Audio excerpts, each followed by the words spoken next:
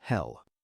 The idea that a finite human being who lives maybe 70 or 80 years on this earth can make mistakes or hold wrong beliefs during that brief window of time and then be punished for literally forever.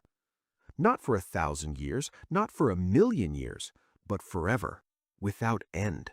No parole, no mercy, no second chance, just endless suffering for eternity. Now actually think about this idea clearly.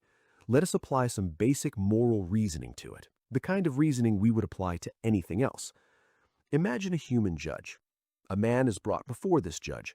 The man lived a normal human life. He had doubts. He made mistakes. Maybe he was born in a country where he never even heard of Christianity. Maybe he heard of it but found the arguments unconvincing, the same way you might find the arguments for Islam or Hinduism unconvincing. He was not a monster. He wasn't Hitler. He just lived and he died, and he did not check the correct theological box. Now imagine this judge sentences that man to be tortured, not for a day, not for a year, forever. No possibility of appeal, no possibility of mercy, no end in sight ever. If a human judge did that, we would call it the most grotesque, monstrous injustice imaginable. We would say that judge is evil. We would say no crime, no matter how severe, justifies infinite punishment. Our entire concept of justice is built on the idea of proportionality.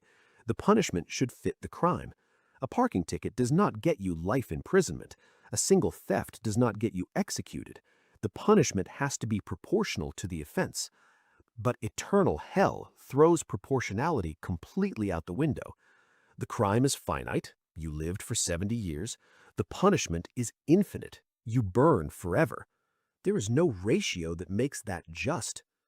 There is no philosophy, no ethical framework, no moral intuition that says infinite punishment for finite wrongdoing is acceptable, except this one. And here's where it gets even more troubling. The thing you are supposedly being punished for, in many versions of Christian theology, is not even primarily what you did. It's whether or not you accepted Jesus Christ as your personal Lord and Savior.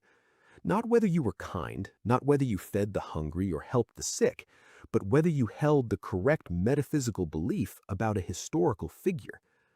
Think about the implications of that. A kind, generous, compassionate person who spent their life helping others but simply couldn't bring themselves to believe in the resurrection goes to hell. A cruel, selfish, abusive person who converted on their deathbed goes to heaven.